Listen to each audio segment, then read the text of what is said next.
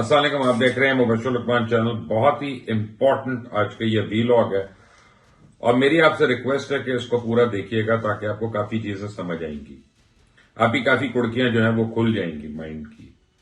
और बेहतर यह है कि आप लोग इसके ऊपर थोड़ा थोड़ा जो है अब रोज गैदर करना शुरू हो जाएं, क्योंकि लगता यह है कि ये पूरा खित्ता जो है साउथ एशिया का ये बहुत ही वाइब्रेंट होने वाला है, बड़ा एक्टिव होने वाला है और आपको पता नहीं चलेगा कि किस दिन हमारे इर्द गिर्द एक नहीं, दो नहीं, तीन बल्कि चार चार जंगें शुरू हो जाएं। एक तो आज शुरू हो गई सऊदी अरेबिया और यूएई की। सऊदी अरेबिया और यूएई की बराह रास्त जंग इस तरह से हो गई कि यमन के अंदर एक ग्रुप है जिसको मुत्तहिदा अरब इमारात की हुकूमत जो है वो सपोर्ट कर रही है कई सालों से, और वो ग्रुप जो है यमन के दो हिस्से करवा रहा है या करवाने की कोशिश कर रहा है और सऊदी अरेबिया उनको मना कर रहा था। और वहां पे यूएई ने हमेशा उसको डिनाई किया कि नहीं, हम ऐसा नहीं करते, हम तो किसी के मामलात में कान नहीं अड़ाते। But that is untrue. UAE ने हमेशा ये किया। यूएई ने पाकिस्तान को बहुत नुकसान पहुंचाया, नाकाबिले तलाफी नुकसान पहुंचाया। और जितनी आप मुत्तहिदा अरब इमारात के अंदर इकोनॉमिक प्रोग्रेस देखते हैं वो पाकिस्तान की कॉस्ट पे है। कैसे, मैं आपको भी एक्सप्लेन करता हूं। हम बकायदा एज अ रीजन, हम इस खिते में आप समझे कि वर्ल्ड वॉर 3 के ब्रिंक पे हम खड़े हैं, दहाने पे हम खड़े हैं। तो सऊदी अरेबिया ने यूएई को कई बार वार्न किया, तुम यमन के अंदर से अपनी फोर्सेस को बुला लो वापस, और यमन में उस एलिमेंट की जो यमन की लेजिटिमेट गवर्नमेंट है उसको डिसलॉज करने की कोशिश कर रही है, यमन को तोड़ने की कोशिश कर रही है, इन एफर्ट्स को बंद कर दो। यूएई ने कहा कि हमने तो ऐसा किया नहीं है।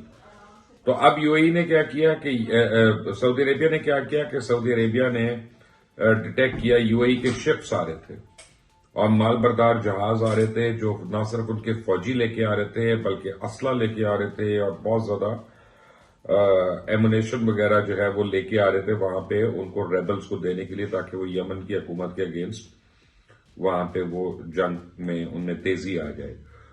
और उन्होंने क्या किया कि पोर्ट में एंटर होने से पहले उसके शिप्स के जीपीएस वगैरह बंद कर दिए, उनकी लॉकिंग डिवाइस जो है वो उसको बंद कर दिया ताकि कोई भी ट्रेस ना कर सके कि ये कहां के जहाज है, कहां से आ रही है। लेकिन बहरहाल सऊदी अरेबिया को क्रेडिट है, ऑल क्रेडिट टू देम, कि उन्होंने उसको ट्रेस कर लिया और उसके बाद उन्होंने जाके सीधा उस पोर्ट के ऊपर हमला किया। एक बड़ा लिमिटेड हमला जो सिर्फ उस एरिया के ऊपर था, और वो जहाज जो यूएई के जहाज थे और जो फौजी और वो इक्विपमेंट और असला कैरी कर रहे थे उनको जाके उन्होंने बॉम्बिंग की उसके ऊपर और उन्होंने उसको तबाह कर दिया, काफी उन्होंने नुकसान पहुंचाया।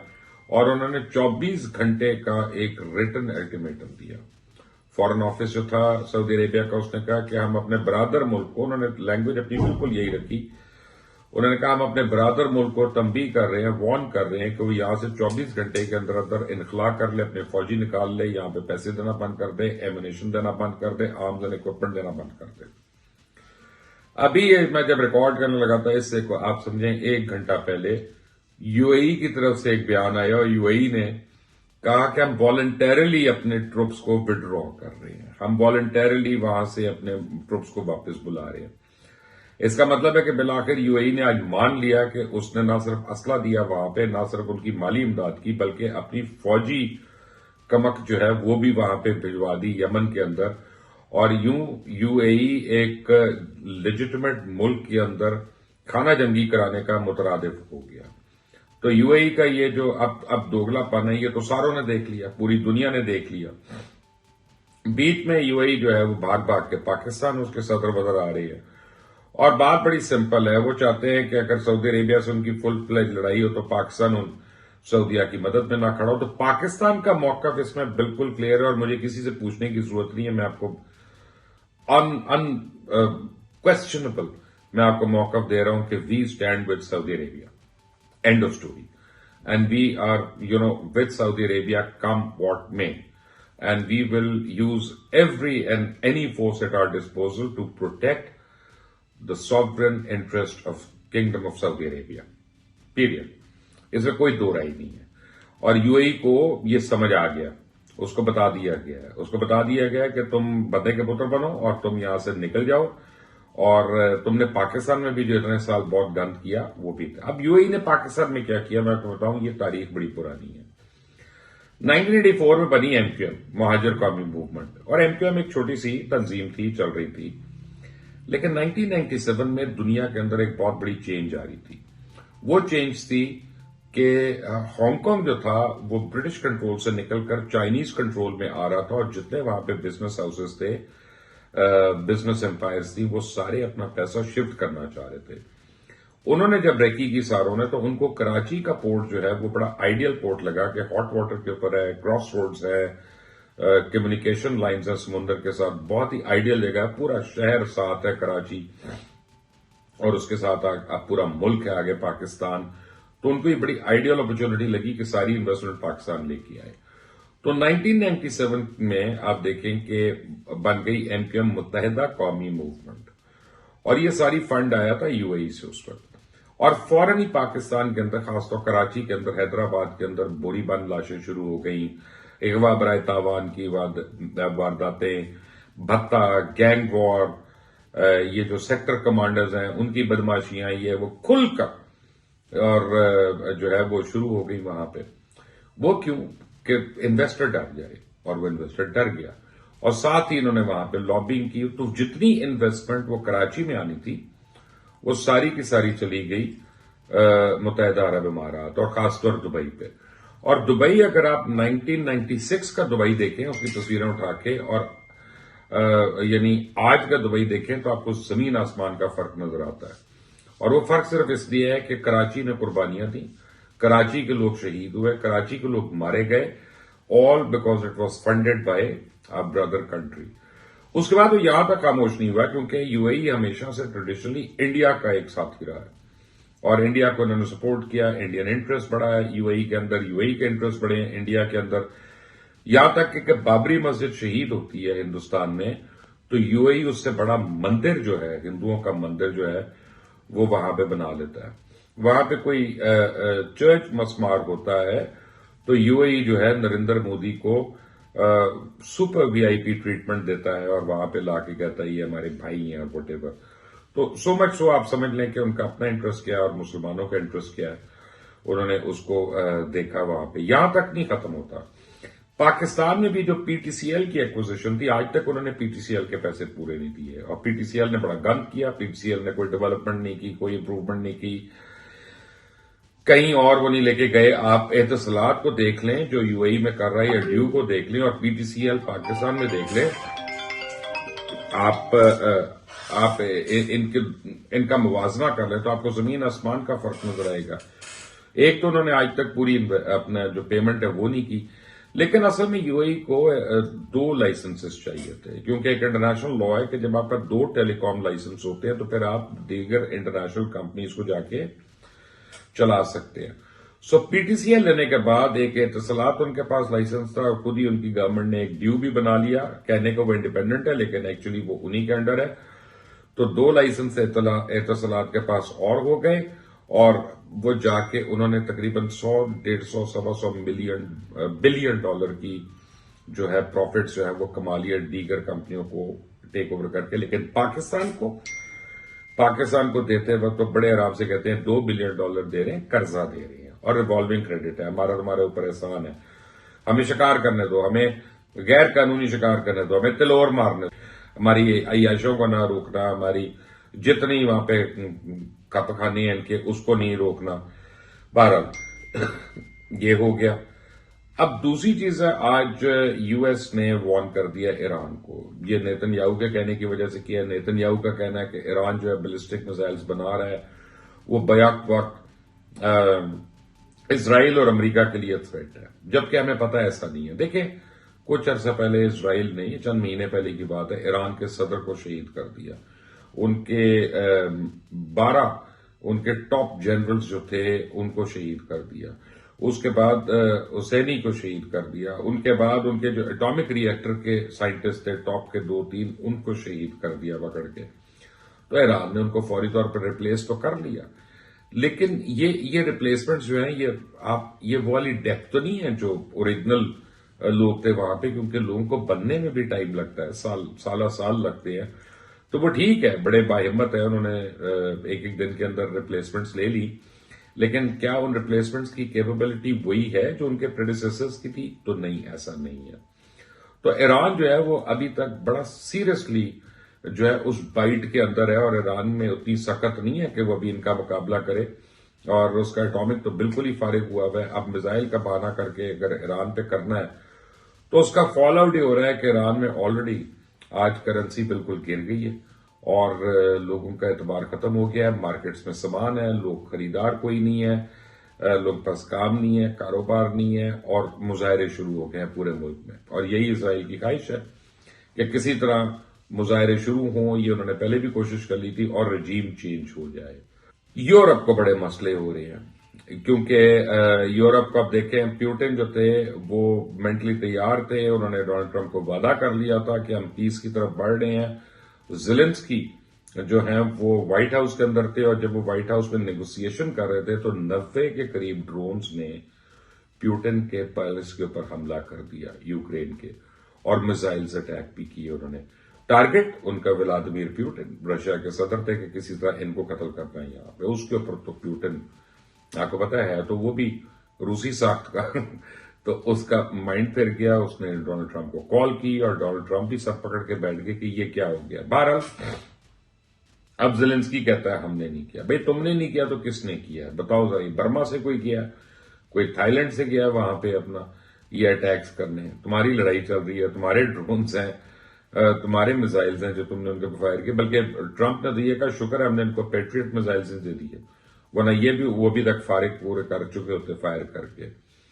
سو اب وہ مسئلہ بڑا سیریس ہو گیا. اگر اگلے 72 گھنٹے میں آپ سمجھیں کہ اگر زیلنسکی جو ہے وہ آمادہ نہیں ہوتا پیس ٹرمز کے اوپر، تو پھر یوکرین جو ہے قصہ پاری نہ بن جائے گا، اور یوکرین کی کہانی جو ہے وہ بالکل ہی آپ سمجھیں ختم ہونے والی ہے.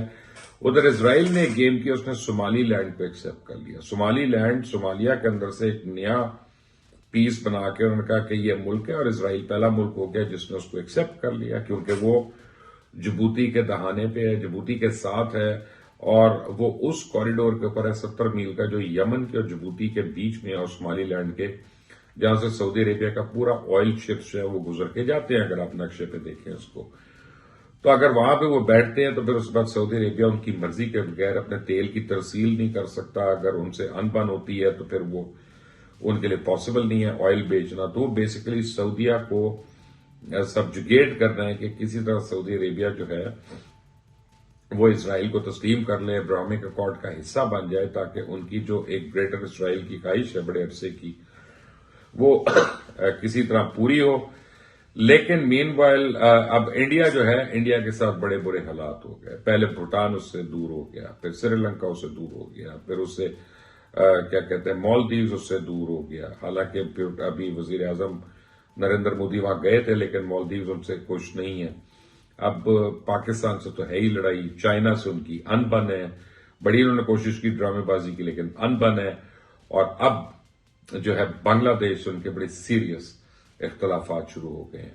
اور اس وقت انڈیا پوری کوشش کر رہا ہے کہ کسی طرح چکن نیک کے اوپر جو ان کی 7 ریاستیں وہاں پہ اپنی فورس بڑھائے، پریزنس زیادہ کرے، اور کسی طرح بنگلہ دیش کا علاقہ جو ہے وہ اپنے اندر ضم کرے. چائنا نے اعلان کر دیا کہ یہ اروناچل پردیش ہے، یہ تو ہمارا علاقہ ہے، یہ انڈیا کا ہے ہی نہیں. تو انڈیا جو ہے چاں چوں چیں چیں کرنے کے علاوہ ان سے کوئی آواز تو نکل نہیں رہی. چائنیز ان کو ڈر لگتا ہے بہت زیادہ کہ ہمیں کھا پی جائیں گے. اور چائنا نے اس کے ساتھ اپنی پوری فورس موو کر دی ہے تائیوان کے آگے. یعنی ان کے ایئر فورس بھی وہاں پہ اس وقت ایکٹیو ہے، سارٹیز کر رہی ہے. ان کی پوری نیول بیریکیڈ آگے آ گیا. امریکہ کو اس سے بڑی تشویش ہے. امریکہ نے کہا تائیوان کا ہم دفاع کریں گے. وہ کوڈ گروپ ہے. کوڈ گروپ میں کون کون ہے؟ امریکہ ہے، جاپان ہے، انڈیا ہے، اور آسٹریلیا. اور آبویسلی بیک اپ میں برطانیہ وغیرہ آئیں گے. لیکن یہ چائنا کے نیکسٹ ڈور ہے. امریکہ کتنے ہزار میل دور آ کے اس جنگ کو چائنا کے خلاف کیری آن کر سکتا ہے. تو اب تائیوان کے اوپر جو چائنیز ڈیزائنز ہیں وہ بڑے عرصے سے کلیئر ہیں. It was only a matter of time کہ کب اوپر جائیں گے. مجھے لگتا ہے کہ جو کام انہوں نے 2040 میں کرنا تھا وہ اب اگلے 1 سے 1.5 سال کے اندر ہو جائے گا. لیکن تائیوان کے اوپر بلاکیڈ اگر لگتا ہے تو کیا پرابلم ہے؟ پوری دنیا میں جتنی مائکرو چپس بنتی ہیں ان میں 70% تائیوان بناتا ہے. اب یہ مائکرو چپ جو ہے یہ آپ کے لیپ ٹاپ میں بھی لگتی ہے، آپ کی گاڑی میں لگتی ہے، آپ کے اے سی میں لگتی ہے، آپ کے فریج میں لگتی ہے، آپ کی ای سی جی مشین میں لگتی ہے، ہر جگہ لگتی ہے. تو اگر وہ رکتی ہے اس کی ترسیل تو آپ سمجھے پوری دنیا کی اکانومی جو ہے وہ ہلنا شروع ہو جاتی ہے. ساتھ ہی چائنا نے کیا کیا، چائنا کے پاس سب سے زیادہ ریزروز ہیں سلور کے. چائنا نے سلور کی ایکسپورٹ کو بین کر دیا. بند، ختم، خلاص، نو مور. اب سلور کیا ہے؟ سلور آپ کے میکسیمم جتنے پروڈکٹس ہیں لائف کے، چاہے وہ بیٹریز ہوں، چاہے فونز ہوں، یہ ان میں سلور لگتا ہے. تو اب سلور مہنگا نہیں صرف ہوگا، مہنگا تو ہوگا لیکن مہنگا اس صورت میں ہے کہ مل جائے. چائنا نے اس کی ترسیل ہی جو ہے وہ ناممکن کر دی ہے امریکہ کے لیے یا باقی دنیا کے لیے. تو اب امریکہ کی کوشش ہوگی کہ دنیا میں جہاں جہاں سلور ہے امریکہ وہاں سے وہ اٹھائے، ورنہ اس کی جو پروڈکشن ہے آگے اور اسپیشلی ہائی ٹیک گڈز کی وہ جو ہے بالکل کھٹیا میں پڑ جائے گی. یورپ نے کیا کیا تھا؟ رشیا کے $105 بلین لے کر انہوں نے جو فریز کیا ہوا تھا وہ انہوں نے دے دیا یوکرین کو. رشیا نے جواب میں کیا کیا؟ یورپ کی جتنی انویسٹمنٹ رشیا میں تھی اس کو پکڑ لیا، اس کو نیشنلائز کر دیا. تو مرسڈیز کے پلانٹ تھے، واکس ویگن کے تھے، بی ایم ڈبلیو کے تھے، پیٹروکیمیکل انڈسٹری تھی، ہیوی مشینری اکوپمنٹ وغیرہ یہ ساری تھی، وہ ساری انہوں نے لے لی. وہ کمپنیاں لاس میں جانا شروع ہو گئی. اب وہ کمپنیاں سرکار کی تو تھی نہیں، جیسے پورشے سرکار کی کمپنی نہیں ہے یا مرسڈیز جو ہے وہ سرکار کی کمپنی نہیں ہے، شیئر ہولڈرز ہیں. تو جب ان کے 10-10 12-12 بلین ڈالر اس نے پکڑ لیے اور ٹوٹل $120 بلین پیوٹن نے ہڑپ کر لیے وہاں پہ، تو وہ ان کو کہا اس نے کہ جناب شیئر ہولڈرز نے اپنی حکومتوں کو پڑ گئے کہ تم کیا یوکرین کی جنگ لڑ رہے ہو، تم کیوں رشیا کے سامنے کھڑے ہو رہے ہو، تم نے ہماری انویسٹمنٹس کا بیڑا گرک کر دیا. اوپر سے چائنیز آٹو موبائلز کا، ہیوی مشینری کا وہاں پہ انفلکس ہے، اس کا ویسے وہ مقابلہ نہیں کر سکتے. تو suddenly major businesses in Europe جن کے متعلق ہم نے کبھی سوچا نہیں تھا اپنی زندگی میں، وہ بینکرپسی کی طرف بڑھ رہے ہیں اور بڑی تیزی سے بڑھ رہے ہیں. On top of that Russia نے ایک تھپڑ مار دیا. رشیا نے کہا گیس ہم تمہیں دیں گے، پورا یورپ ان کی گیس پہ ڈیپینڈنٹ ہے، یورپ ان کے آئل پہ ڈیپینڈنٹ ہے، لیکن یورو میں نہیں دیں گے، روبل میں لوگے تم، یا روبل میں لوگے یا یوان میں لوگے. اب اس کی وجہ سے ان کو اپنا یورو ڈمپ کرنا پڑ رہا ہے اور روبل خریدنا پڑ رہا ہے یا یوان خریدنا پڑ رہا ہے. تو روبل جب وہ خریدتے ہیں اور یورو کو ڈمپ کرتے ہیں تو یورو جو ہے وہ ڈیفلیٹ ہونا شروع ہو گیا، اس میں انفلیشن بڑھ رہی ہے، وہاں پہ 13-14% ہو گئی. روبل جو ہے وہ اور سٹرونگ ہو رہا ہے. تو جس رشین اکانومی کو ویک کرنا تھا یورپ نے الائنس بنا کے، وہ رشین اکانومی بائی ڈیفالٹ اب اسٹرینتھن ہو رہی ہے. لیکن اس کا سب سے بڑا نقصان یہ ہے کہ ہر وہ ادارہ اور افراد اور فرد جو یورپ کے اندر اپنے انویسٹمنٹ پارک کرتا تھا، جو سوئٹزرلینڈ کے بینکس ہیں جی وہاں پہ منی سیف، لگزمبرگ ہے، بیلجیم ہے، یہاں پہ پیسہ سیف ہے ہمارا سارا، اب وہ سیف نہیں رہا. کیونکہ پوری دنیا کو پتا چل گیا کہ یورپ اپنے قوانین، اپنے کیے ہوئے پیکٹ جو ہیں ان سے مکر سکتا ہے.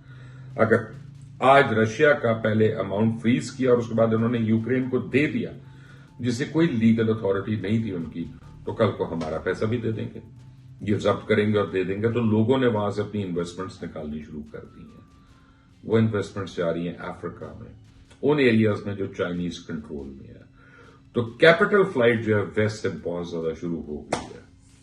تو ویسٹ اب کیا کرے گا؟ Time will tell. نئی جنگیں جو ہیں they are on the horizon. کتنی شدت آتی ہے ان میں اگلے 72 گھنٹے میں ہمیں سب کچھ پتا چل جائے گا. بٹ اس چینل کو سبسکرائب کریے گا، بیل آئیکن کو پریس کریے گا، کیونکہ جو بھی ڈیولپمنٹ ہوگی آپ کو یہاں سب سے پہلے انشاءاللہ ملے گی. کامنٹس اپنی رائے دیجیے گا. اللہ حافظ.